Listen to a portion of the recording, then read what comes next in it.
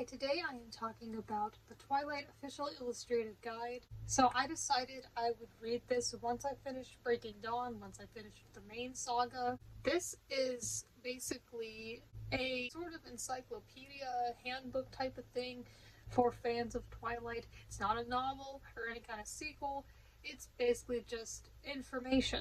And it's also very heavy, like you can't tell from the video, but if you've had this book, at least this paperback version is heavy. I don't know about the hardcover. It's just very heavy because of the way that it is with the different types of pages, and there's a bunch of color throughout it, and it's nice, but it's heavy. So I read the Twilight Saga for the first time this year and then finished it last year. And overall, I enjoyed it. I had some complaints, mostly about New Moon. I did reviews on each of the books separately, so there are videos on each of them. And I decided I like it enough to read the illustrated guide. Some of the books I did not give 5 stars, but some I did. I also read The Short Second Life of Bree Tanner, the novella that takes place during eclipse. That one I didn't like as much. I talked about that one as well. So if you want to hear my more in-depth thoughts on each book, you can watch my reviews of them. But overall, I do like the series. I think it has some flaws, but I do like it. I think it's pretty good. At least it's what I like. I know it's certainly not for everyone, and I understand that. So anyway, what exactly is this guide, and what are my thoughts on it? This video can be for people who have read it themselves and want to talk about it with me, or people who haven't read it and maybe they're curious and maybe they don't really know what it entails, and so I can tell them what exactly it's about, what it contains. So there are quite a few things in this book, and I'll go over each one, and then if I have any specific thoughts on anything in it, I will tell you. So it starts with the author Stephanie Meyer's interview with another author, Shannon Hale. I was not familiar with her prior to reading this book. Now, as you'll see throughout this video, this is, like I said, kind of an encyclopedia. I think it's more of the kind of thing where maybe you're supposed to just go to any sections that interest you instead of reading it all the way through like a regular book, but that's what I did because I wanted to read the whole thing, and it took a while. It took about 2 months, but I finally did it, so I finally am talking to you about it. So there is the interview, and that goes on for a little while. That's how it starts. I thought that was pretty interesting. She goes over her inspirations for the series and some of her thoughts throughout it, and there were some questions about the series. I believe the interview was done in 2008, and the book came out a few years later, so this book isn't like encompassing everything like the version of Midnight Sun that eventually got published, because from my understanding there was like a draft or something of Midnight Sun, but it did not become an official thing until way later. And it doesn't go over Life in Death as well, because that came out a few years after this. But it does go over the main books in the saga, but not really the movies. This must have been like right before the movies came out. There was no mention of the movies, so it doesn't have anything to do with the movies, just the books. So the most canon from the author stuff you can find, I guess. Like I said, there is color in this book, and that's pretty nice. There are also some really nice illustrations and photos, especially like to introduce new sections. For example, it goes over the characters, starting with the vampires, then it talks about the werewolves, then it talks about the humans. And so, like, for example, here is the introduction to talk about the vampires. As you can see, it's very nice looking. Text has some color as well. Like, you can see some red throughout there, so that was a nice touch. I liked the color. So as I said, yes, it does go over the characters.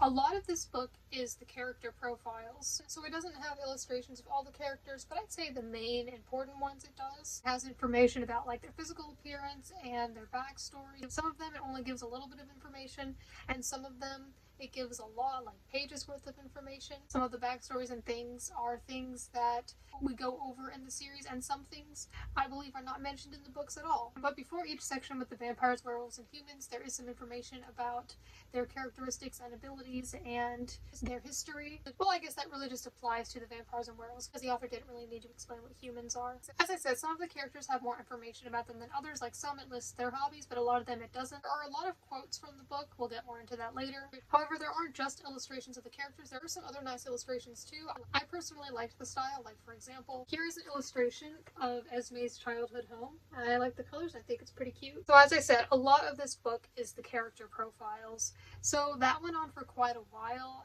and as this book took me a while to read, I did not always find it interesting. Some of the information I did find interesting. You start out with the vampires, you start out with the Cullens, vampires that we have known throughout the entire series, and if you've read the books and enjoyed them, you probably really like the Cullens. But then it goes into like every character, I didn't care too much about like the Italian coven, the Egyptian coven, you know, all them. Especially when so many of those characters were only introduced at like the very end of Breaking Dawn, so I wasn't that attached to them. But like I said, this is kind of just a thing where it was probably meant to not be read like all the way through. I mean, you can do that if you want, but I think it was more of just reading about whoever you wanted to read about, and the information was just there if you wanted it. But I just didn't really care about getting information about every character. The vampire section is definitely the longest because there are so many vampires, especially with all those people that are introduced at the end of Breaking Dawn. And then the werewolf section was pretty interesting. That one wasn't as long. I found some of the backstories in that one to be particularly interesting, particularly with the story with Emily and Leah. You learn more about Leah's family and what she went through, and I thought that was both really interesting and sad, and I wouldn't mind having gotten a book from Leah's perspective. I would have liked that more than Bree Tanner's perspective because she was just kind of plain. I mean, this book did teach me a little bit about her, but that could have been included in the novella. At least a little bit of it could have, so that I would have cared about her a bit more, because that book, that was part of my issue. Her circumstance was sad, but it was kind of just like if you hear about something sad, and this can depend on how sympathetic you are, and empathetic, I suppose. Yeah, it's sad, but you're going to hear about a bunch of things, and it's like, especially with the fact that this is a book, that reminds you that it's just not real in the first place. But like with this, it's like, yeah, you hear about it, but you barely know anything about the person it happened to, so you're just kind of like, well, that's unfortunate, but I just don't have that much of an attachment to this person. It doesn't really affect me personally. And if you're reading a book, I think you would want to feel like you know the characters, and they don't gotta feel like your best friends, but just that's just how I felt about the Short Second Life of Bree Tanner. I just didn't love it, but I didn't think it was terrible. Maybe its length was the problem, even though it was meant to be short. I just feel like there were other characters that I would have enjoyed to read from their perspective more than Bree Tanner. I guess all the detail and information could be good if you want to write fan fiction. But anyway, yeah, I thought that the whole backstory with Sam, Emily, and Leah was really interesting, so I enjoyed learning more about that. And I suppose also Harry and Seth, they were part of it too. Like, I don't think the books went over the fact that Harry had a heart attack because of Leah's transformation. That was interesting, learning about what really happened, instead of just hearing that he had a heart attack. Like, I just didn't really suspect it. I was just like, okay. But no, that made sense. Maybe we were supposed to connect that, but I actually didn't catch that in the book. I will say that this book does show that there is a lot of world building in the series, which I already knew. There was already so much to it that the author had come up with, and this just proves that, just how much thought was put into it. So I can appreciate that, but that doesn't mean I have to find every detail enjoyable or interesting. So yeah, it goes over the humans. Well, Bella is in the vampire section, which makes sense because she does eventually become a vampire. And yeah, this video will contain spoilers for the whole Twilight saga.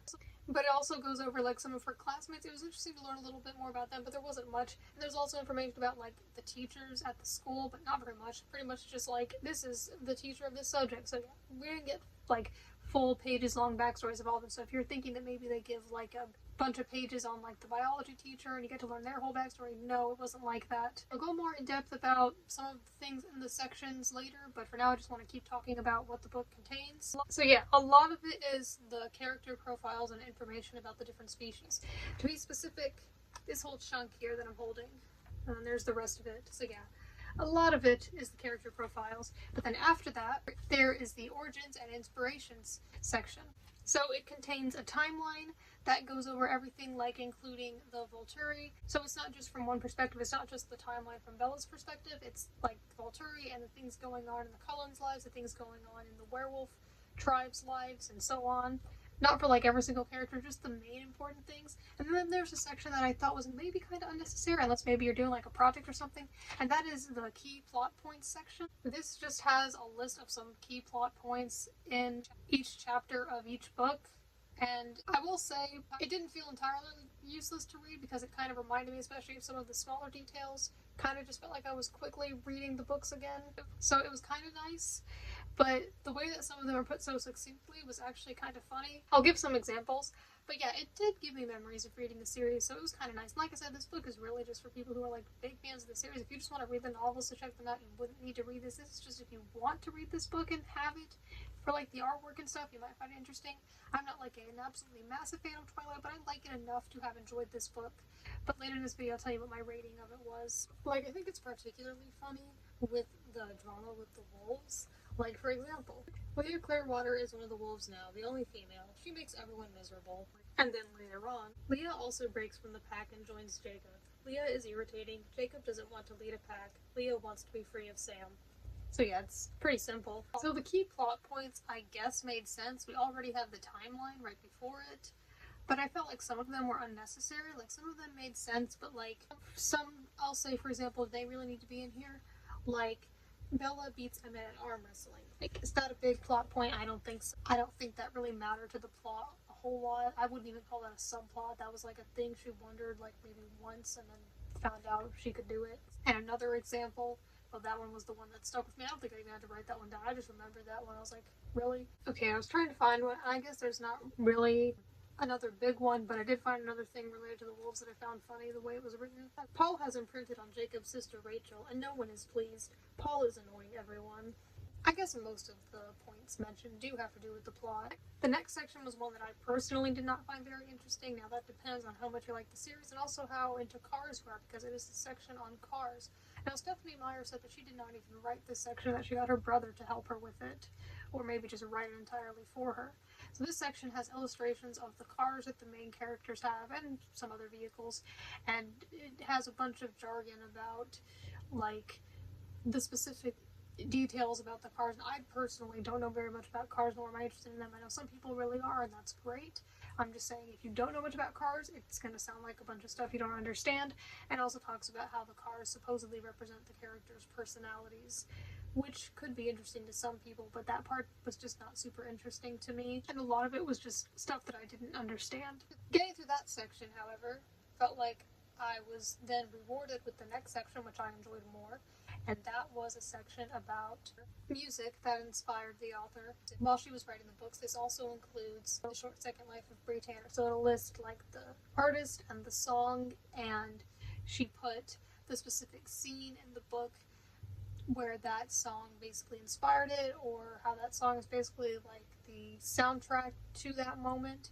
So that was interesting to me, especially because some of it was music that I like. So it was interesting to see that because, you know, they made movies and people put in whatever songs they wanted. I mean, I believe she was involved in the making of the movies at least a little bit, but it was interesting to see her particular vision, like what song she felt belonged to which scene, or how she envisioned the scenes going with her own personal soundtrack. So that section was more interesting to me. After that were two sections that were pretty easy to get through because it was mostly just illustrations. So there was the art gallery, which just contained some fan art. I mean, you could just see fan art online, so I wondered what the point of this was, but I realized, well, you know, maybe these were the author's particular favorites. There were just some interesting pieces of fan art, so I liked looking at them. It's nothing too weird. I know fan art can get a bit wild, but no, it's nothing like that. And so there was that, and then there was the International Art Gallery. I found that section pretty interesting. That showed some of the covers in some other countries, and if the title had like a different meaning in the other language, it would say what that title translated to.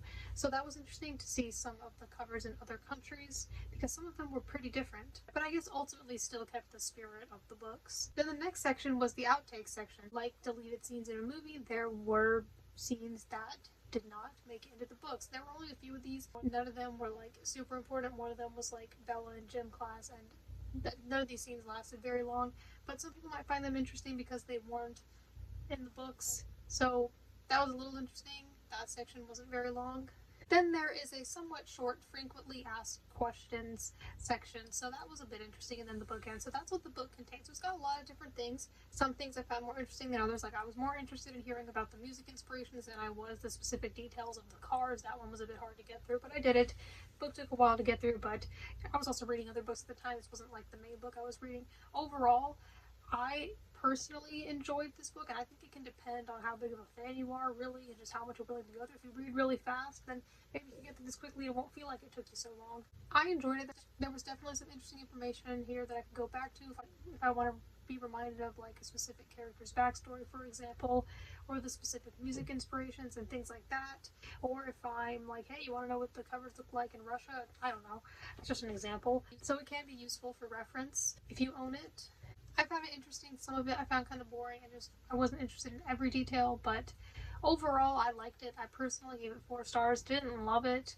Some of it felt a bit unnecessary, especially with like the timeline and the key plot points, or maybe just having both was a bit much. Like I said, unless you're doing like a project on it, I'm not sure if I see how that's necessary, but the author can include whatever she wants in it. I'm just giving my thoughts on it. So ultimately I did like it, but I wasn't like super entertained and interested throughout the whole time. So now I'm going to give some more detailed thoughts. Yeah, like just some of the decisions in this book were interesting. So I was talking about how I just didn't care that much about Brie Tanner. Like, yeah, I feel kind of sorry for her, but I just didn't know her very well. The author could have helped with that, even though I feel like I said, that should be in the book. I should care about her in the book. I shouldn't have to read this guide to care about her.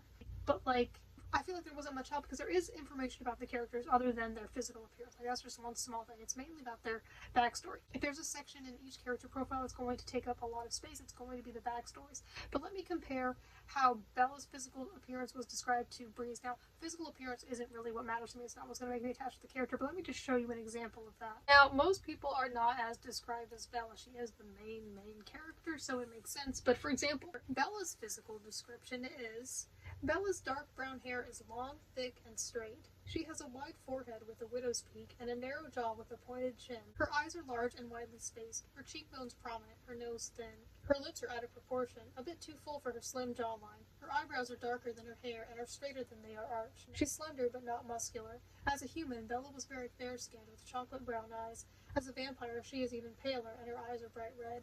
They will change to a gold/black as her human blood leaves her system. Bella's features were heightened and perfected by her transformation. And then for Bree, who was not the main character of the whole series but was the main character of that novella, it says, Bree had a slight build. That's all.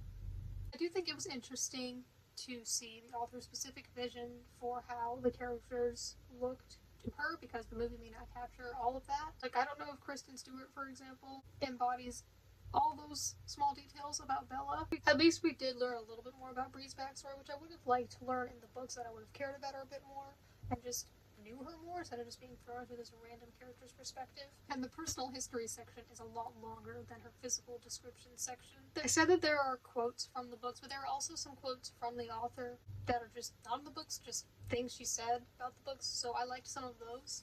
But anyway, speaking of the author, I want to talk quite a bit about something that was said in the interview because I found it quite interesting, and it ties in with one of my main complaints about the series, and that is just, like, particularly in New Moon, some of Bella's behavior, the way that she would behave, and it goes over it in this interview, but just, like, I understand that mental conditions are a real thing, and that's important to know, but I just thought that some of Bella's behavior was problematic considering that she was a fictional character, and that is the situation that the author chose to put her in when her boyfriend left her. Like, it just, I don't think was a great example, but she touches on that, so let's talk about that. So Shannon Hale, the author who was interviewing Stephanie Meyer, says, on the flip side, if someone comes away thinking that the moral of the story of New Moon is that there's only one person who's right for you in the whole world, and if they leave you, then life is not worth living. To which Stephanie Meyer replied, exactly, some things you could take away from books could be turned into a positive thing in your life, but you could also make them into something negative, and that would be horrible. So I think it's easier just to look at the books as, this is a fictional account, I wasn't trying to teach anyone anything, I just wanted to entertain myself.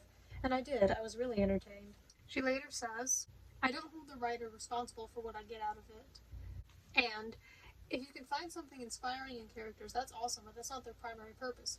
To which Shannon Hale replied, and it can't be or it kills the story. The primary purpose has to be telling a story, and Stephanie Meyer said it has to be entertainment. So I found this pretty interesting after all my thoughts on New Moon, because I wasn't sure if I agreed with that. I'm glad that she talked about it, but I feel like, especially because you were writing a fictional story, you are going to be influencing people, and I know that she did not know that her books were going to be read by so many people, but I don't think it matters how many people have read it. The fact that so many people have read it, I think, makes it worse. But the fact is, especially with the protagonist, you are basically sending a message whether you know it or not. You're putting ideas into people's heads, you're influencing them whether you know it or not. Like, that's just going to happen. Not everyone's going to take that away from the book, and not everyone's going to take a message or just agree with everything the main character was doing, but especially because these books are young adult. Young adults can be more impressionable, and they could possibly be influenced by it. Now, I'm not sure how many people read it and started feeling the way Bella did, because I think it's about your own person and mental health. But still, I found that was interesting, and I'm just not sure I agree with it. Like, yeah, you can create an entertaining story, but ultimately, while this series does have supernatural things in it, it does still involve romance and relationships, which is a real thing. And yeah, I just thought that that was interesting to hear her perspective on it. Like, I get that she was just trying to come up with something outlandish to entertain herself, but yeah, I still think that no matter how many people are going to read what you've written, you're still influencing people, and it's important to be mindful of the messages you're putting out. You can say that you weren't trying to influence anyone, but just by writing something and putting words and thoughts into someone's head, you are. I would have been fine if the book had gone like Bella had accepted that Edward had left and then moved on, and then he still could have come back after she had the acceptance, because I think acceptance is really important. But instead, he just happened to come back, and so everything was fine. But it seemed as if it would not have been if that hadn't happened. But of course, the whole point is that they've got this connection that they just can't seem to break. I get there's supernatural stuff going on, but I do think that this author has done some things that were not okay in the books, and used the fact that it's supernatural as an excuse. Not that she herself said that, but that is how I've interpreted it. The book could have been about Bella becoming like more independent and discovering herself and having an identity beyond being Edward's partner, but that did not happen. So I do like the series, but that's one of my main issues with it, because I think that you can't or shouldn't depend all your happiness on one person. I can understand if they mean a lot to you. It's fine that she was upset about it, but yeah, I feel like this book could have had better lessons and messages, especially for young girls. That's just my opinion. If you have any thoughts on this, I'd love to hear them. We can discuss this. Anyway, I did find some of the lore given in this book interesting, and I feel like the key plot points in the chapters did show that I felt that every chapter had a purpose and progressed the story, which is good and important. And also, there were famous quotes in the character profile section, and some of those I felt similarly to the key plot points. Is like, are these really famous quotes? There was no "I am hotter than you." There is no "Why are you apologizing for bleeding?" I feel like those are some pretty important quotes. Those weren't included. I guess it is just the author's opinion on what felt important to her, but she used the word famous quotes. So I don't feel like that is really up to her. I did think it was interesting learning more about the intricacies of how the vampires worked. But anyway, I'll give some examples on some of the famous quotes. Like some apparently famous quotes from Bella. It does say the book that the quotes are in and the chapter, which was nice if you want to know what exactly the full context is. For example, I'm betting on Alice from Twilight chapter 24. I have no idea what she was talking about. In Twilight chapter 15, well, it's no irritable grizzly. I don't know what she's talking about there either. Like, there's the quote from chapter 9, the about 3 things I was absolutely positive. You probably know I'm not going to read the whole thing, but yes, that I'd say is a famous quote. For "You nicknamed my daughter after the Loch Ness Monster," that I'm glad was included. How could it not be? And this was before the movie came out. Even then, I think the author knew that was an iconic quote. Or "Now you know no one's ever loved anyone as much as I love you." Yeah, that one makes sense. Or "We're going to tell her I spent hours in there playing dress up. We're going to lie." I feel like that's not that famous of a quote. That's not that important to the plot. I do think it was interesting to see the family trees of some people within the werewolf tribes, like those people. As I said, I did find the werewolves' backstories more interesting. It was dragging on quite a bit with all those different vampire covens, but then once we got to the werewolves, especially Sam, Emily, and Leo, like I mentioned, I think it got more interesting there. There was a part during one of the character profiles, I don't remember which page, it was like I didn't write it down, where it said that something was unknown, maybe like their backstory or something. I was like, aren't you the author? How is it unknown? I guess, some authors want things to be kept as mysteries, but yeah. I think that in the section where it talks about werewolves and how they work, this book further reinforces the idea that imprinting is not necessarily romantic, which I think is something the author quite wants us to know. Like it says, no matter the age or living conditions of the human, the werewolf automatically becomes whatever the human wants him to be at the loss of his personal free will. If the human is young, the werewolf becomes the perfect platonic playmate and protector. As the human ages and changes, the werewolf instinctively switches roles to fulfill the human's needs. So I don't think that necessarily means that it's always romantic. Yeah, I think this book is kind of like a textbook, and if you read this, you may just want to read certain parts of it, unlike me and what I did. So yeah, there is my review. Those are my overall thoughts on this book and what it contains, and some of my more specific thoughts and I guess complaints about it. I will be reading Life and Death and Midnight Sun in the future, but I can say probably not anytime soon. I do plan on doing a reading vlog of Midnight Sun when I do eventually read it, but I'm not super interested in reading either of them anytime soon. There are other books I'm way more interested in reading. I would like to read Midnight Sun before Life and Death, but yeah, I just don't plan on reading them anytime soon. But when I do, I will probably do a reading vlog of Midnight Sun, and then of course reviews of both of them. For me, I'm not as interested in Life and Death, though I do still plan on reading it. And Midnight Sun, I'm interested in. I think it'll be interesting to read from Edward's perspective, but it is very long, and I do ultimately know the story, but I do think it will, of course, quite literally offer me a new perspective, so that should be interesting. But yeah, there are just other books I'm more interested in reading. So probably won't read anything by this author or anything in the Twilight Saga anytime soon. It may be quite a while until I get to it, but I have read the main saga and now the illustrated guide, plus The Short Second Life of Brie Tanner, which wasn't my favorite, but I did give this book 4 stars. It was pretty interesting. I think that for what it is, it's good. Was everything in here necessary? Maybe not, but the whole point is it's supposed to be like an official, complete, full illustrated guide, and that's fine. As a result, not all of it's going to be super interesting. It's not exactly a story. It is about the story. So if you've read this, I'd like to hear your thoughts on it, or just your thoughts on Twilight in general, because I know it's not everyone's thing. Some people really don't like it, or they'll have just like the most interesting complaints about it, and I'm not going to make fun of it just because that's cool or whatever. Like, I'm only going to say what I genuinely, honestly think of it. So yeah, those are my thoughts, and thank you for watching.